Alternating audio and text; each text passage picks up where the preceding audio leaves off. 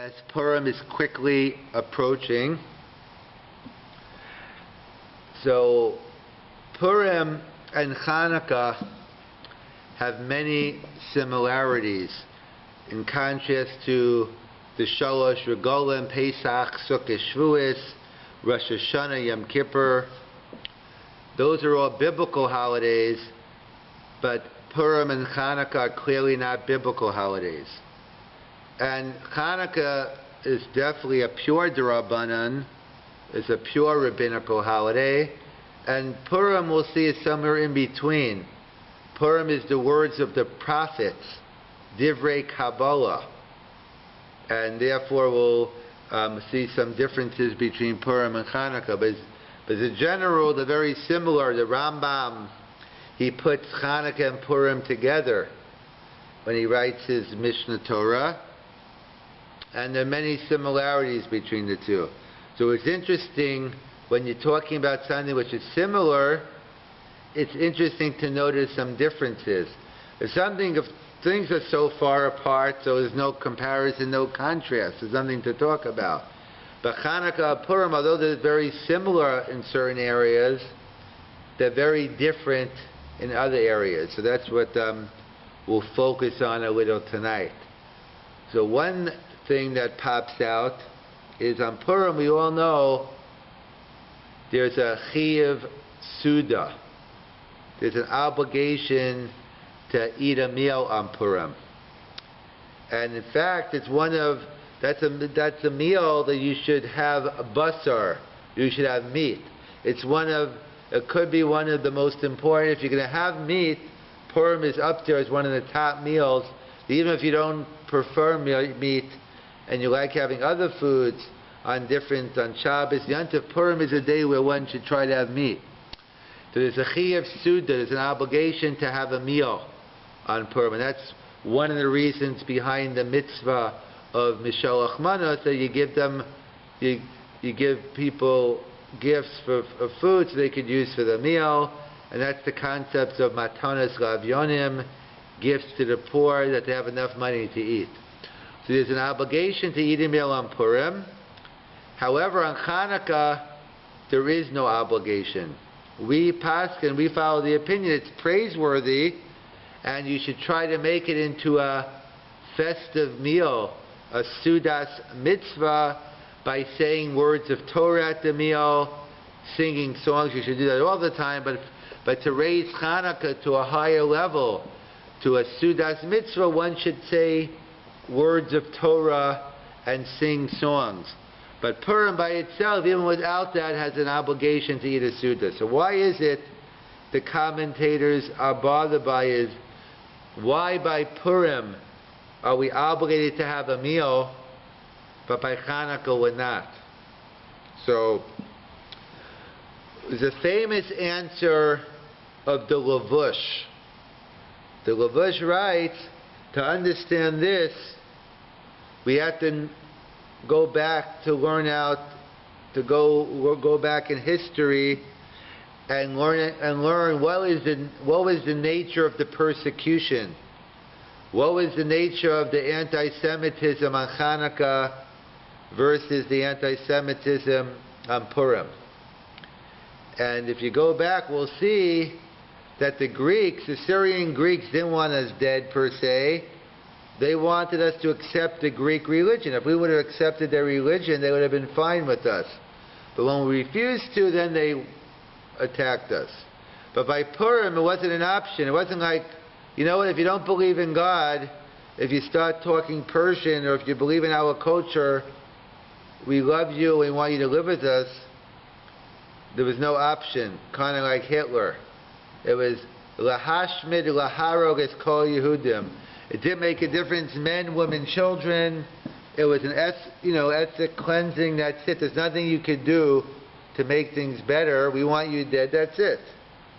So by Purim, it was much more of a physical thing. It wasn't a theological thing. Even if we didn't believe in God, Haman wanted us dead. Hitler didn't care if you believed in God. He just cared if you were biologically a Jew, perhaps even if one of your parents were. So the difference is Chanuka was a much more spiritual persecution. Hence, we celebrate it in a much more spiritual way, lighting Chanuka candles. The candles represent Torah and mitzvahs. We say Hallel every day. That'll be another difference we'll get to on Chanuka. And we celebrate in a much more spiritual way. By Purim, that was much more physical. So if the persecution was physical, so we celebrate in a physical way by having a Suda, by having a Purim meal. So that's what the Levush writes. That Purim was physical, hence we celebrate in a physical way, and we have an obligation to eat a meal. But Chanukah was spiritual, and therefore we celebrate in a spiritual way, and there's no obligation to have a meal. In fact, it's an interesting pshat, I think it's Rav Shlomo Kluger. He points out something very interesting. If you notice in the Gemara asks in the Gemara, Mordechai min haTorah minayin. Where do we find even though Purim isn't biblical, but the Gemara asks, where do we find Mordechai in the Torah? So the Gemara quotes the pasuk, more drawer. Or Esther, where do we find Esther, Queen Esther in the Torah? Haster Aster, hidden presence. And where do we find Haman in the Torah? Probably the last place we think, in Gan Eden, in the Garden of Eden, Hamin Ha'etz. That's a separate discussion. What's Haman doing in the Garden of Eden? But we find, when it comes to the Purim characters, the Gemara wants to know, where do we find the source in the Torah? Yet we don't find, when it comes to Chanukah, we don't find Matisyahu in the Torah Minayin. Yehuda HaMakabi Minat Torah Minayin. We don't find that. So why is it when it comes to Purim, the Gemara asks, where is the biblical source? But when it comes to Chanukah, it doesn't. So Rav Shlomo Kluger has a beautiful explanation. The Medrash tells us by Kriyas Yamsuf, Be'is or no, the Medrash says that the miracle of Kriyas Yamsuf, of splitting of the Red Sea, was put into when God created the world during Shesha Shemei Bereshis, during the 6 days of creation. He already built into the world that a miracle is going to happen on this day, that the sea was going to split. In other words, some miracles already were programmed into nature at the beginning of creation. So the Purim miracle was already plugged in. Therefore, the Gemara asks, where do I know Purim in our Torah? Because that was something that was already prearranged. We knew it was going to happen because it was a physical thing, and God said He's not going to let us be killed. But Chanukah, we said Chanukah is a spiritual thing. We have free choice. We can choose to observe the Torah, to daven, to keep the mitzvahs. So how could it be? That's not something that can be plugged in from the creation of the world. It depends on us. So therefore, you can't have Chanukah b'nat Torah because of the nature. It's a totally different day. So that's why there's no Matis Yo or Yehuda Maccabi b'nat Torah, but there is a Mordechai, and that's the reason why we have an obligation to have a meal on Purim, because it's a physical thing. And on Chanukah is spiritual, so we celebrate in a more spiritual realm. That is the famous answer of the Levush. Moving on to another school of thought, the Shiltis, among others, say, no, the reason why we have a meal on Purim and not on Chanukah is for a different reason. He refers us to a Gemara in Shabbos, a very famous Gemara, Peiches Amid Aleph, 88a. The Torah tells us it's referring to the Jews when they gathered around Mount Sinai. Vayityatzvu betachtis hahar, and the Jews got together on the mountain, and as Rashi writes, be'ish echad, belev echad, one happy family. That's why the Torah was given, because it was only given when the Jews are together. If they were fighting, God wouldn't have given the Torah then. So the Medrash tells us, what do you mean that they were untaktis the hearts of the Medrash, says that God tilted the mountain over the Jews' head and said, if you accept the Torah, good. If not, here will be a burial place. In other words, basically, he was forcing the Jews to accept the Torah, according to the Medrash, that we didn't have choice. God said either accept the Torah, good. If not, here will be a burial. It reminds me of a comic strip I read years ago, that this person finds out from some doctor that, or someone that reads minds, sorcerer, which is prohibited, but in the comic it's okay, and they found out they're going to die on a Tuesday. So this person went to the witch doctor and wanted the witch doctor to eradicate all Tuesdays. Therefore, they'll live forever. So the witch doctor eradicated all Tuesdays, and you guess that the person disappeared. They didn't realize, they forgot to ask that they were also born on a Tuesday. So the point being is, if the whole purpose of creation was for the Torah, if you're not accepting the Torah, it's going to go back to where it was. So basically the Jews were forced to accept the Torah. So the Gemara says, is this true that they were forced? If they were forced, we all know the halacha, the Jewish law is, something done under duress is not binding. If someone puts a gun to my head and says, I want you to promise X, Y, and Z, you bet I'll promise X, Y, and Z. And then when he leaves, I don't have to keep it because it's a meaningless promise. Any type of commitment under duress is not binding. So the Gemara asked them the obvious question.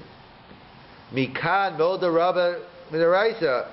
If this is true, then the Torah should not be binding on us because we accepted the Torah under duress and not under our free will. So how do you explain it? So Gemara says, you're right. Kibu v'kibu, the Jewish people, they quote there from Sukkim and they learn out, you're right, the Jewish people reaccepted the Torah out of love on Purim, based on they learn out from the pasuk, Kimu masha kibu kfar. They accepted now something they already accepted before. But now they accept it b'ava. How do we know they accepted? Because they wanted to do more mitzvahs. So that's the Gemara. So I understand for us it doesn't help. Anyone born after the holiday of Purim, historically speaking, so the Torah is binding. But what about the people before Purim? You mean the Torah wasn't binding on them? So that's a whole discussion on whether it was or wasn't. But it's not tonight's discussion. So that's the Gemara. So the Gemara says they were forced on Mount Sinai, they accepted it under duress, and they reaccepted it out of love. They reaccepted it out of love during Purim. Okay. So Tosas in Shabbos asks a famous question. What do you mean the Jewish people were forced to accept the Torah and God put a mountain over their heads? Aren't we familiar with the famous verse in the Chumash? Nasa v'nishma. The Jews said, Nasa, we'll accept, and then don't worry what's in it. They were they're willing to accept the Torah even before they knew what was in it. And the Gemara talks about that in a positive way. So what do you mean they were forced? So we have an apparent contradiction. From the pasuk Nasa v'nishma, it implies it was willingly, more than willingly, they were over anxious. And from the Medrash it seems that they were forced. So what is going on here? So Tosas answers the question. He says, no, really, they did say Nasa v'nishma. But God was the concern. You know, you say one thing a lot of times, whether your kids ask you to do something or someone else asks and you're very excited at the time, oh yeah, of course I'll come pick you up or I'll do that. And then a month later, or an hour later you really change your mind, you have to be coerced into doing it. So God was afraid they might change their mind when they see what's going on at Mount Sinai. They might get afraid with all the shofar blast, thunder, and lightning. So therefore he wanted to ensure that but really they did say Naaseh v'Nishma, but the kofan also turning them out was just to ensure that they didn't change their mind. That's what Tosas answers. However, there's a more famous answer from the Medrash Tanchuma. That's one of the Medrashim. The Medrash Tanchuma says as follows. Again, the question is, what do you mean God forced the Jews to accept the Torah at Mount Sinai?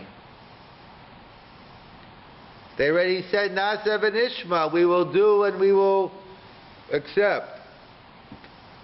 So, the Medrash Tanchuma says, we're all familiar with, we have two Torahs.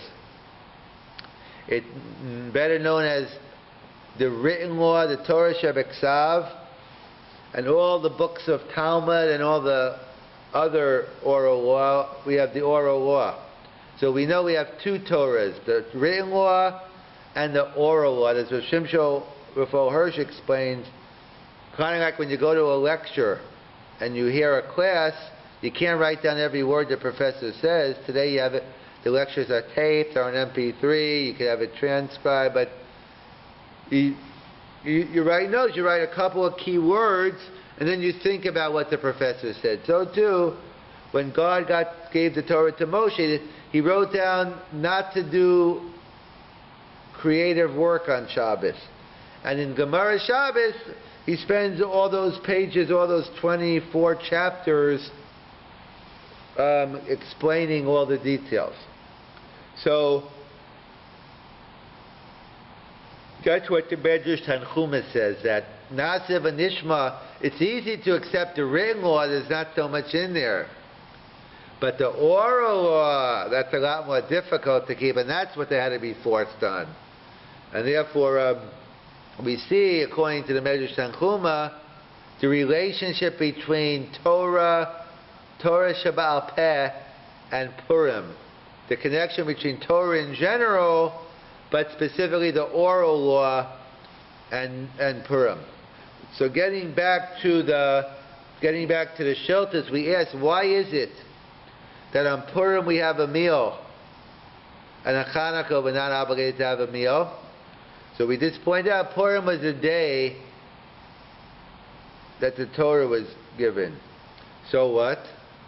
So what, the Torah was given on Purim? Why have a meal? So we have to go back and understand another Gemara.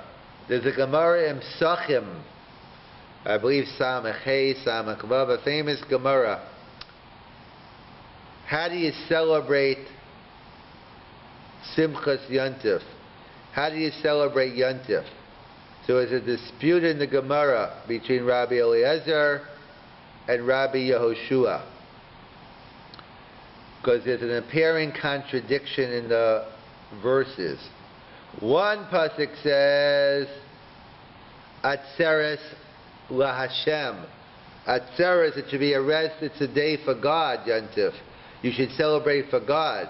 Another pasuk says, Atzeres Lachem, it should be a day for you. So which one is it? Is Yontif for you or for God? So Rabbi Eliezer says, so we know we have a rule that we say in the davening, Rabbi Shmuel Omer, if you have two conflicting verses in the Bible, you try to find a third verse to get your answer. And if you find the third verse, you get your answer. But let's say there is no third verse, what do you do? So that's what Rav Yosef Engel says here. What do you do when there is no third verse? So Rabbi Eliezer says, you have a choice, either or. You could spend your day totally in God, learning, davening, or you could spend it eating and sleeping, etc. Besides doing the basics. And Rabbi Yeshua says, no. If we don't have a third verse to reconcile, so then the answer is, Chatzi Lashem, V'Chatzi Lachem. half the day to God, half the day for yourself. And in fact, and the Rambam says this applies to Shabbos as well, and the Rambam goes through the Seder Hayom. You start off, you go daven, Friday night, Yontif night, and you go home and eat. First Chatzi L'Hashem and Chatzi Lachem. You daven in the morning, you go back and have your meal. So he goes through, we passing like Rabbi Yeshua. So that and on Yontif we're obligated to have a meal, Chatzi L'Hashem, Chatzi Lachem. But comes along the Gemara and Pesachim and says, when is there a dispute between Rabbi Yeshua, Rabbi Eliezer, if you have to have a meal? That's only on the holiday of Sukkot and the holiday of Pesach. Then you have a dispute between Rabbi Yeshua and Rabbi Eliezer. But a kol modim, but everybody agrees. Even Rabbi Eliezer, who normally says it's only Chatzi L'Hashem, normally, even Eliezer who says it's all for God, and you don't have to have a major meal on Sukkot and Pesach, even Rabbi Eliezer agrees when it comes to Shavuos, you have to have a festive meal. So the question is why? My taima. What is the reason for Rabbi Eliezer? Why does he discriminate or perhaps favor Shavuos? That Shavuos you have to have a meal, but not the case, or a big festival. Again, you have to have a meal, as I like pointing out. There's a big difference between the meal you have on Tuesday night or Wednesday night versus your Friday night meal or Yontif meal. Tuesday night or Friday night, the meal could take 10 minutes.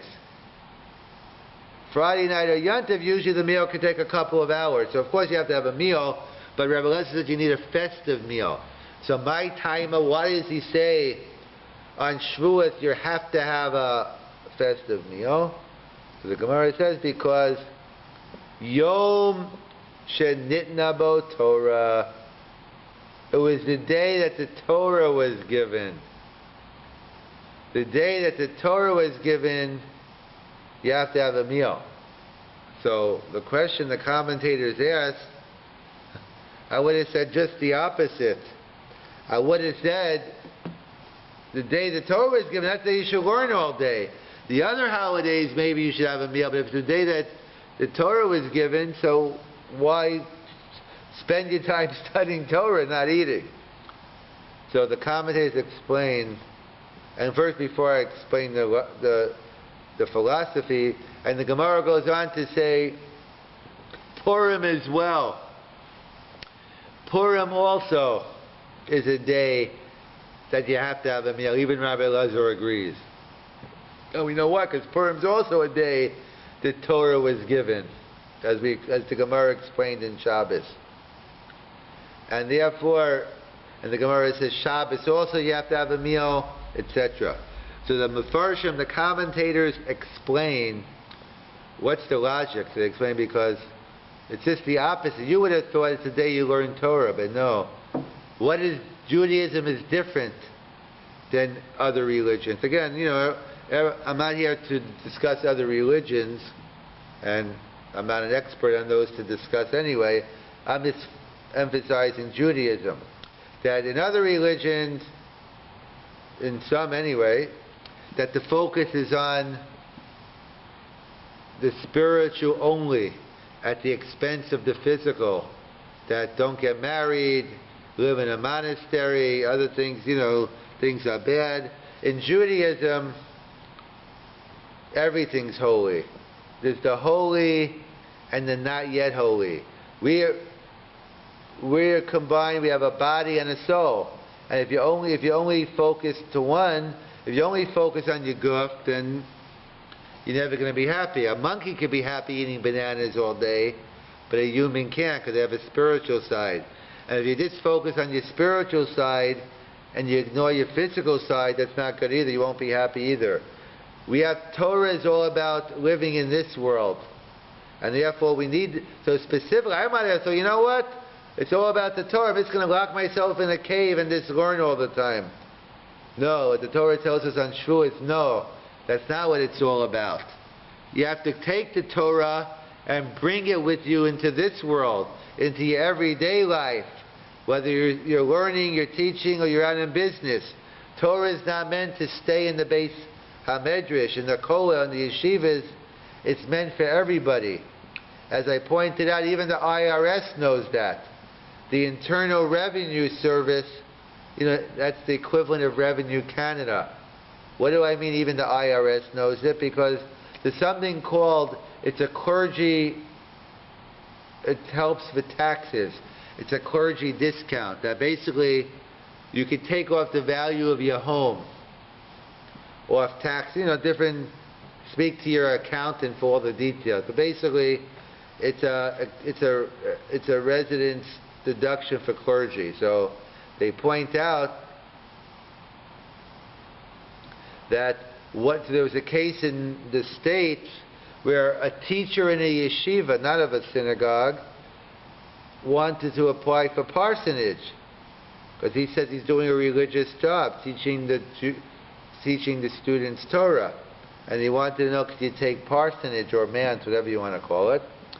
So they took it to it's a landmark case, I think it's Silverman, etc.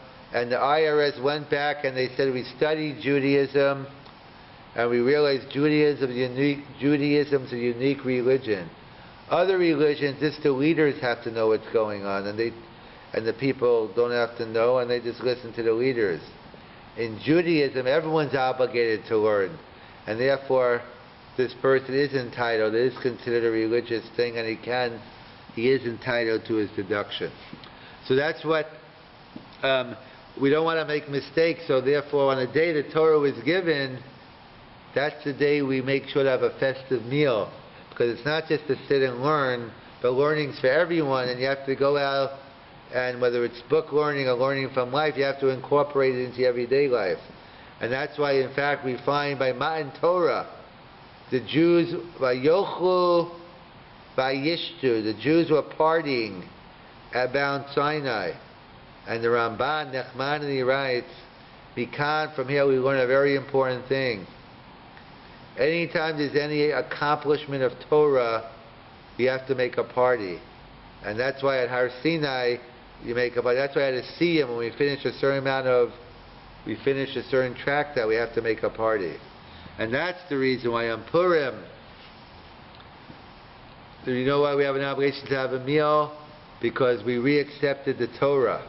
And any reacceptance of the Torah, we have obligation to make a Suda, because we have to show Torah doesn't just stay in the spiritual realm, we have to bring it into the real world. So to summarize, we discussed there's a fun, even though there are many similarities between Chanukah and Purim, but one of the differences between Chanukah and Purim is Chanukah, there's no obligation to have a meal. Purim there is. Why? So answer number one was basically because one was a physical persecution, hence we celebrate in a physical way on Purim. Chanukah was a spiritual one, so we celebrate in a more spiritual way. The second school of thought is Chanukah wasn't the day of Matan Torah, it wasn't the day of acceptance of the Torah. But Purim was the day Kimu v'Kibbu, they accepted the Torah, that they re-accepted the Torah b'Ava. Therefore, as we pointed out, anytime we have an acceptance, an accomplishment of Torah, we're obligated to have a Sudas Hodah. We're obligated to have a festive meal to thank God that He gave us the Torah.